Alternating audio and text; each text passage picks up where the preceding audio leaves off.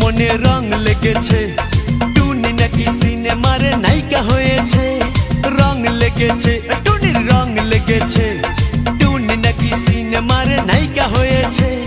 সেই ছবিতে নায়ক নাকি থাকবে সাকিব খান, ছবিটার নাম নাকি তুমি আমার জান।